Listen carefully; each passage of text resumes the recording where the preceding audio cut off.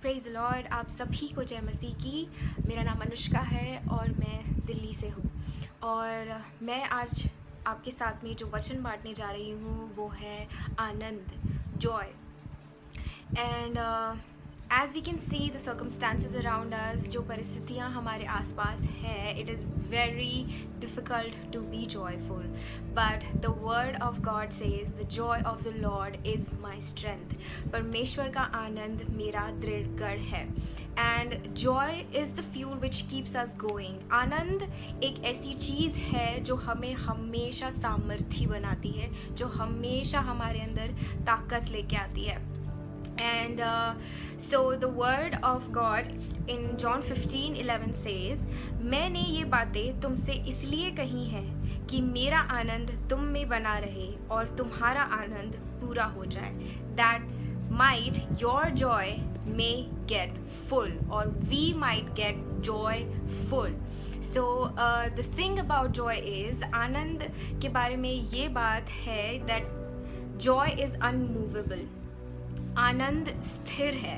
और as we can see, if we look up for happiness which is very much temporary, अगर हम सिर्फ हर चीज़ में खुशी ढूंढते हैं जो सिर्फ थोड़े ही समय की होती है, then we will not be able to have joy at all.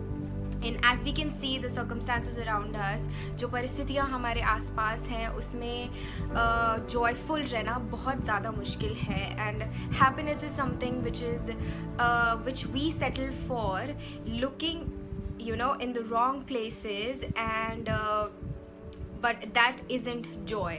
खुशी एक ऐसी चीज़ है जो थोड़े ही समय की होती है, और अगर हम उसे गलत जगहों पे ढूंढते हैं तो वो ज़्यादा देर नहीं टिकती।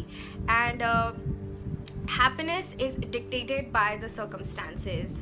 खुशी जो हमारे आसपास परिस्थितियाँ हैं, जो हमारे आसपास परेशानियाँ चल रही हैं, उनके ऊपर डिपेंड करती है। And joy is something which is continuous, जो हमारे साथ सदैव बना रहता है। जॉय वो आनंद जो हमें परमेश्वर की ओर से मिलता है, ना कि वो आनंद जो दुनियावी है।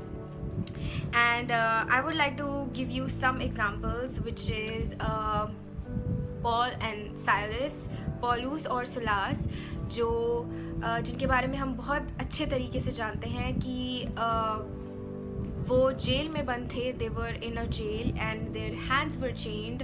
उनके हाथों में जंजीरें थी, लेकिन फिर भी वो एक ही बात कह रहे थे कि धन्य है परमेश्वर का नाम।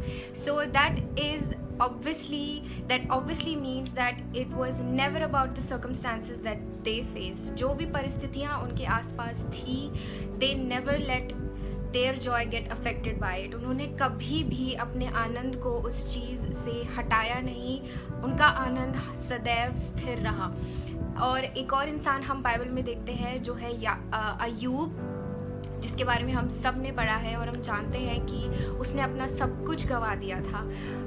उसकी सारी संपत्ति, उसकी सारी जनरेशन्स, उसके बच्चे, उसकी बीवियाँ, उसने सब कुछ खो दिया था। लेकिन उसने आखिर में भी जाकर यही बात कही दैट परमेश्वर ने दिया था और उसने ले लिया, उसका नाम धन्य है। So, as we can see, these people in the Bible, they never let their circumstances affect their joy, which is immovable and which is not dictated by the circumstances around us. जो परमेश्वर का आनंद है, इन लोगों ने कभी भी अपनी परिस्थितियों को उस पर हावी नहीं होने दिया।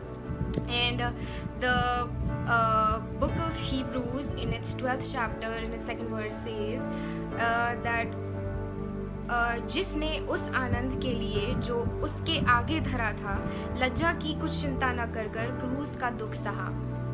So the biggest example that is in front of us is Jesus Christ, because यीशु मसीह ने उस क्रूस को सिर्फ इसलिए उठाया क्योंकि उसे उस आनंद की चिंता थी जो वो हमारे तक पहुंचाना चाहता था, जो परमेश्वर ने हमारे लिए लिखा था।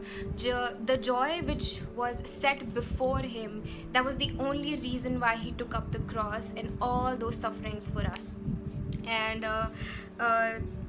as we can see that right now is the time when it's so difficult for us to stay focused on Jesus and get stuck by all the difficulties which are going around us, the circumstances which are going around us, but we need to fix our focus on one thing, which is the joy that comes from the Lord.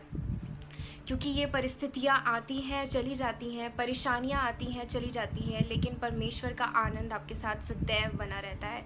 और ये हमारी जिम्मेदारी है, ये हमारा, this is our responsibility that we do not let our joy get disturbed by any of these circumstances, dictated by any of these problems and the situations, the anxieties, the worries that we face. जो भी परेशानियाँ, जो भी दिक्कतें, जितनी उदासी है, उसको हम अपने आनंद पर, we do not let get that heavy on our joy. And we're going to read another verse, which is Hebrews 13:8, which says यीशु मसीह कल और आज और युगानो युग एक सा ही है. That means Jesus is the same yesterday, today and tomorrow. So that means that if our focus is on Jesus, and if our focus is on the person who is fixed, who is unmovable, then we get to celebrate the continuous joy. हमें हमारा focus एक ऐसी चीज़ पर रखने की ज़रूरत है जो स्थिर है और जो कभी हटता नहीं, जिसने हमें कभी त्यागा नहीं, वो है सिर्फ परमेश्वर यीशु मसीह.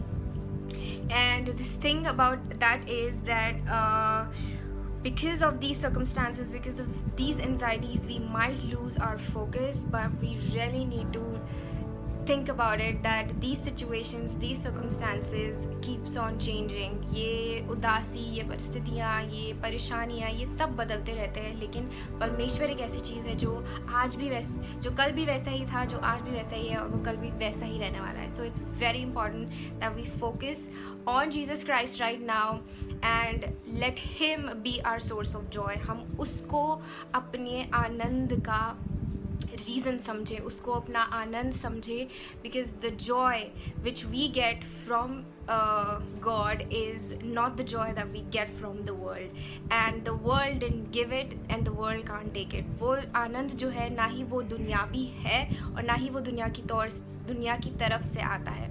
So it's very important that we get our focus straight and we get our focus on Jesus, because he is the fixed one on our journey, and the joy that we get from the Lord is our strength. मैं आशा रखती हूँ कि आपको ये वचन अच्छा लगा होगा. परमेश्वर आपको बहुत आशीष दे. Praise the Lord.